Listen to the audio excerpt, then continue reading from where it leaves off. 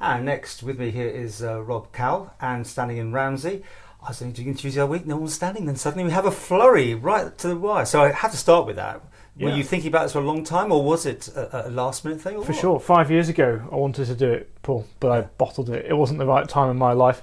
And this time around, I was very nearly doing the same thing, but I thought you've got to have a go, don't live in regret. And a few other people came forward, and I thought, well, if they can do it, why can't I do it? And we've even got an eighth horse in the race at the last minute there. Kind of gone from nothing to... well, from 2 to 8. What was the trigger? I mean, okay, you've been thinking about it, but you saw that there was only 2, or then that made you do it, or was there certain issues? I mean, obviously, we're going to get to the Marina. Do you want to start there now, maybe? The M word. The M word, yeah. So for me, it was, I wanted to stand when there's only 2. I wanted to force an election, because people shouldn't be able to walk in uncontested, in my opinion. But Mr. Singer opened the door for me and everybody else. So it was quite late then, really? It was late. Yeah, Leonard stood, and then I thought, right, I need to do this for me, for my own personal development. When I weighed up the pros and the cons, I couldn't give myself a reasonable con not to stand, and the pros were massive for me.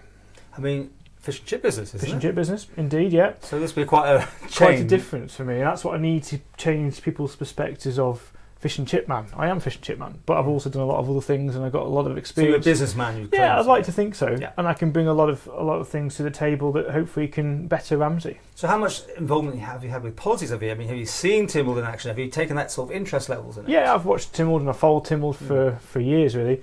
I haven't got any political experience per se. That's a fair comment. I lack in political experience. I've got business acumen. I stood for the commission, which I wanted to do a while ago, but COVID delayed the election and delayed it. And when we did actually stand for the commissioners, no one stood against us. So there wasn't enough people to hold an election, which was a shame, because I was going to try and use that as a quorum to see, we've got a bit of support here, let's carry on. So without having that, I felt nervous about standing for the keys. I thought, I do. And in the end, as I said to you, I thought, yeah, why not? Okay. So on the doorstep, what are you hearing? What you're saying to them? Besides, by the way, Marina, yes, no. What's your, without taking the whole 10 minutes of it? It's literally ding dong.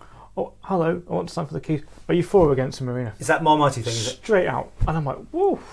So have you declared which way you're going? I have declared, and I think I've got to, because I sail boats. It's my hobby. I love it. I love sailing. Right, great sport. Get everyone on the sea, and we're surrounded by sea. Why not? And I would love to see a marina in Ramsey. However, but with all the sound, this is where it gets messy, isn't it? It's about what sort of marina. I said in a different interview. Yeah. I support the right marina being the key word. Is that the right marina? No. Can you develop on our beach? You can't. I'm sorry. Ramsey's quayside is half demolished, and it needs redeveloping. The town needs redevelopment, and I think to do that, you're going to have to incorporate what we've already got in our existing harbour and build something there far easier, and at the same time redevelop the town. Okay, so what other things are you hearing or telling? So people worried about COVID still. COVID, although they may be the immediate... Well, the lockdown still, or not lockdown. It's the immediate threat to life, hopefully, is now put to bed through the vaccination programme. But the bigger issues now are the social issues and the long-term financial pain we're going to suffer. And how are we going to take the Isle of Man forward through that, and what's the other side going to look like? What's our future lives going to look like in 5 years' time? And the next administration is going to have to look at that. And where do you think you'd fit in if you get in? Yeah, for me, that's a good question. Where do you see yourself? If I got into the House of Keys, I'd be like, whoa, wow, fantastic. I'd sit on the back bench for a bit and suss things out. I'd like to sit in the Department of Enterprise, as a shopkeeper, as a small business owner, someone who's been through the pandemics, the lockdowns, and had support from the government. And for me, that was phenomenal. My business has done okay, thankfully, and a lot of businesses haven't. But I'd like to help small business. How do you view the last 5 years then? I mean, you on side with them? For me, or the administration? I think they've had a good time. It's been a hard 5 years. The COVID situation was unprecedented. It showed we were dynamic. I think we could move and we could change and we could help people. Some people got left behind, which is a failure. But I think in terms of trying to solve a problem for a nation, I think they did pretty well. Will you be making this a full-time thing then, or will you still be keeping your businesses and therefore popping in and doing what you do. Yeah, for sure. I mean, there's no way I'd ever get rid of my business. Yeah. No chance. People said, you'd be a full-time politician. No. I'd be a politician and I'd represent the Ramsey people and I'd keep my business and serve Ramsey through that as well. Okay. National side of things, yeah. What's on your mind there? I really want to see rate reform. Rate reform is something the government have been pushing for a long time and failed to deliver. Very difficult one, that one, isn't it? It is a difficult one, but why not? Nobody on the low rates wants to pay more rates. Yeah. But why do we shy away from difficult issues? Let's sort out the difficult problems. Rate reform. Have you got a plan? Have I got a plan? Because that's what I'm trying to say. Is that everyone wants to do it, but no one can deliver it. Almost, it's tricky, isn't it? Have I got a plan? No. I think in my rough head, I think you can't have an island rate. You've got to have a north, south, east, west rate potentially. Say Ramsey is paid for by the Ramsey ratepayer. Mm-hmm. That's fine, but Ramsey's used by the whole Northern Plain. So I don't think it's unreasonable to push the cost of running a town out to the wider society. They scream the loudest up there, Bride and that lot. Oh, they're going to scream. Very low rate, they're aren't going they? to scream. Yeah. But I think that's how it needs to be eventually. Anything else that you want to say? Well, rate reform, obviously. What about the economic recovery? Yeah, and the 0-10 tax that's looming and all this changes to the 15% rule. Yeah, corporation tax. That's all going to be something to do with the double taxation agreements, isn't it? And they reckon they can work their way through that.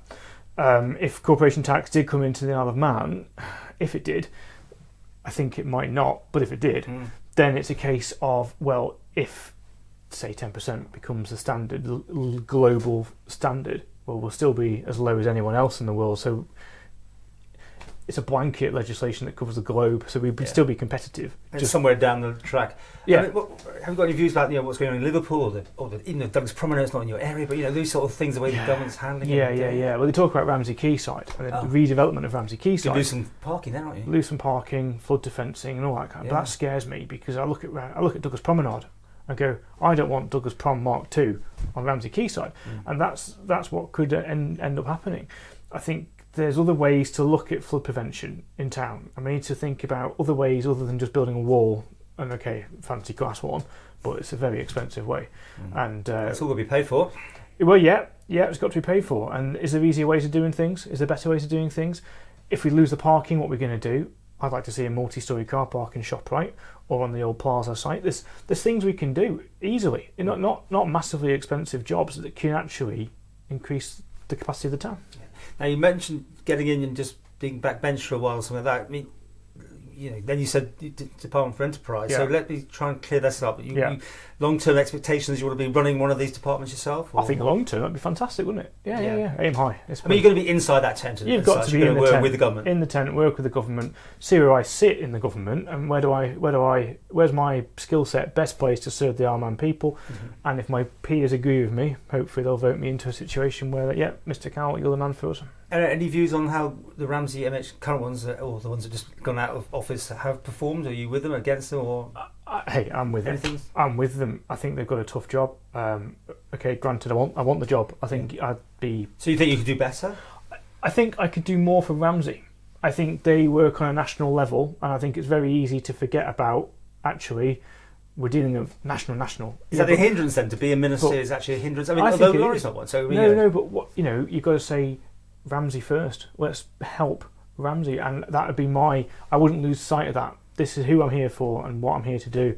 Anything else that comes along is great, but Ramsey first. And the COVID thing. I mean, with where we are with the borders and that sort of thing, are you on side with that? I haven't actually left the Isle of Man since the borders opened, just because I don't want to go anywhere. But that must be so, open close. Same thing as the Marina.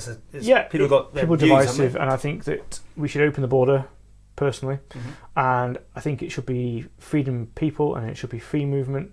I'm not into the checking people off the boat and all that kind of thing. It's like if we're open, we're open. If we're shut, we're shut. You can't have this halfway house. To finish with, I've asked people about the choice of a chief minister. Have you been able to give me an answer to that one? Yeah, it's such I know you've been thinking. A bit of a non-question, isn't it? Is it? There isn't an MHK at the minute, is there? They're all unelected. So you can pick anyone. That's why I always say to everyone, and we have had other names thrown in the ring besides the obvious ones. I'm not trying to push it out in any way, but people I think like to know an outline of I don't want to be the guy, the politician that skirts around a question. And there you go. I'll tell you who I think. Right. Alf Cannon. That's it. Okay. For me. Any reasons quickly? Just because as a business owner, he's helped me And he's helped a lot of businesses, and he's helped a lot of people throughout the Isle of Man. And not on his own, effectively, for sure. He's got a whole team behind him and a whole government behind him. But I think he's the man for me that steered our ship. And I don't think he'd be very bad at steering the ship going forward.